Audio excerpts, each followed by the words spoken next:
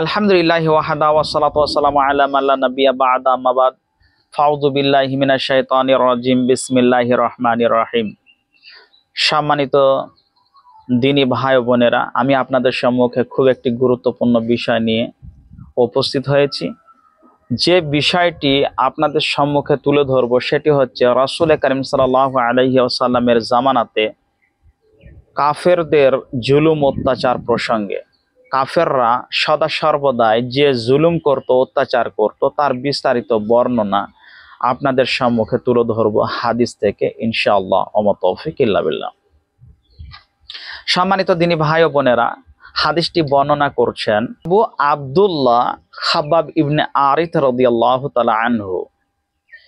তিনি বলছেন, শাকাউনা ইলা রাসূলিল্লাহি সাল্লাল্লাহু আলাইহি ওয়াসাল্লাম, আমরা কতগুলি সাহাবাই কেরাম মিলে আল্লাহর নবীর দরবারে উপস্থিত হলাম। কেন? মক্কার কাফেরদের জুলুম অত্যাচার করার ব্যাপারে রসুলের কাছে আমরা অভিযোগ করলাম।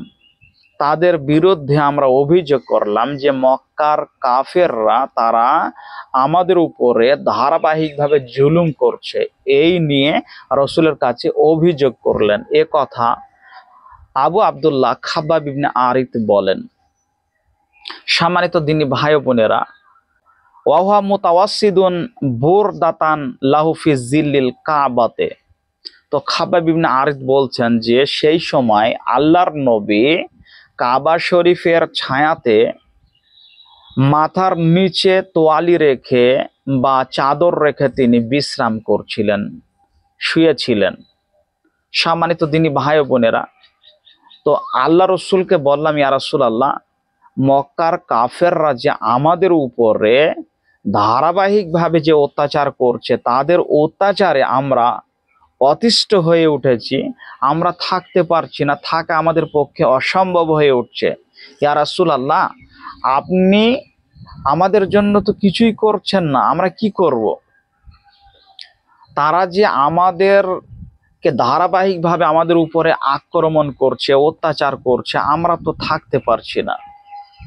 ইয়া রাসূলুল্লাহ, আলা তাস্তানসিরু লানা আলা তাদউ লানা, আপনি কি আমাদের জন্য দোয়া করেন না? আল্লাহর কাছে সাহায্য প্রার্থনা করেন না? আলা তাদউ লানা, আপনি কি আমাদের জন্য দোয়া করেন না আল্লাহর কাছে? তাদের বিরুদ্ধে অভিযোগ করেন না? ফাকালা রাসূলুল্লাহ সাল্লাল্লাহু আলাইহি ওয়াসাল্লাম, তখন বিশ্বনবী মুহাম্মদুর রাসূলুল্লাহ সাল্লাল্লাহু আলাইহি ওয়াসাল্লাম বলছেন, কাদ কানা মান কাবলাকুম, তোমাদের পূর্বেকারের লোকেদের কথা তোমরা কি জানো? তাদের ঘটনা, তোমাদের পূর্বে জামানার লোকেদের কথা, তাদের উপর যে অমানবিক অত্যাচার করেছে কাফেরেরা, তোমরা কি তা জানো? রাসূল কারীম সাল্লাল্লাহু আলাইহি ওয়াসাল্লাম বলেন যে ফায়ুখাজুর রাজুল, তাদেরকে ধরে নিয়ে আসা হতো, ফায়ুহফারু লাহু ফিল আরজে ফায়ুজআলু ফিহা, তাদেরকে নিয়ে এসে গর্ত খনন করে গর্তর মধ্যে পিঠ মোড়া করে বেঁধে নিয়ে এসে জীবিত অবস্থায় তাদেরকে পুঁতে দেওয়া হতো। রাসূল বলছেন শুধু তাই নয়, এরপরে তাদের উপরে আর কি অমানবিক অত্যাচার করা হতো? রাসূল কারীম সাল্লাল্লাহু আলাইহি ওয়াসাল্লাম বলছেন যে সুম্মা ইউতা বিল মিনশারে, এরপরে করাত নিয়ে আসা হতো। যে গাছালি কাটা যে করাত, সেই করাত নিয়ে আসা হতো। ফায়ুদাউ আলা রাসিহি, এরপরে তার মাথার উপরে করাতটা রেখে দেওয়া হতো। যে করাত, সেই করাতকে রেখে দেওয়া হতো মাথার উপরে। ফায়ুজআলু নিসফাইনে, এরপরে দুভাগ করে দেওয়া হতো। একটা মানুষকে মাথাতে তার উপরে করাত রেখে সম্পূর্ণটা ছিন্ন আলাদা করে দেওয়া হতো, তার শরীর থেকে তার দেহটাকে দুভাগ করে দেওয়া হতো। রাসূল সাহাবাই কেরামদেরকে বললেন, জানো তাদের উপরে কি কষ্ট হয়েছে? তোমাদের পূর্বেকার জামানার কথা জানো? এরপরে রাসূল কারীম সাল্লাল্লাহু আলাইহি ওয়াসাল্লাম বলছেন, ওয়া ইউমশাতু বিআমশাতিল হাদিদে মাদুনা লাহমিহি ওয়া আদমিহি, এরপরে শুধু তাই নয়, লোহার চিরুনি দিয়ে তাদের শরীরের গোশতকে, হাড্ডি থেকে তাদের গোশগুলিকে আলাদা করে ফেলা হতো, শরীর থেকে তাদের গোশগুলিকে আলাদা করা হতো। আঁচি দিয়ে, লোহার চিরুনি দিয়ে। তোমরা কি জানো সে কথা?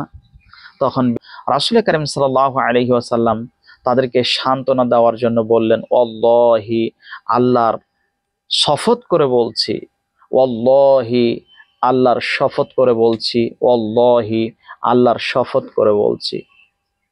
রাসূল বলছেন, লা ইয়াতামান্নাল্লাহু হাযাল আমর, মহান আল্লাহ তাবারক ওয়া তাআলা এ দিনকে পরিপূর্ণ করবেন, মহান আল্লাহ তাবারক ওয়া তাআলা এ দিনকে পূর্ণ করবেন, সেদিন আর বেশি দেরি নেই। এরপর রাসূল কারীম সাল্লাল্লাহু আলাইহি ওয়াসাল্লাম বলছেন, হাত্তা ইয়াসিরুর রাকিবু মিন সানাইলা হাদারা মাউত। রাসূল কারীম সাল্লাল্লাহু আলাইহি সাল্লাম বললেন, সেদিন আর বেশি দেরি নাই, এদিনকে আল্লাহ পূর্ণ করবেন।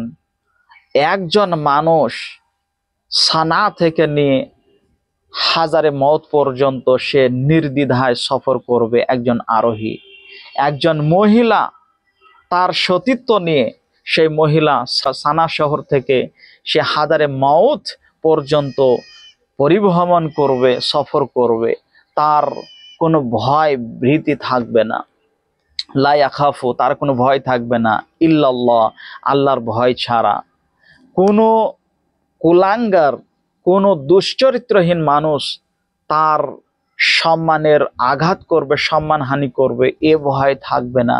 কেবলমাত্র ভয় থাকবে আল্লাহ তাবারক ওয়া তাআলার।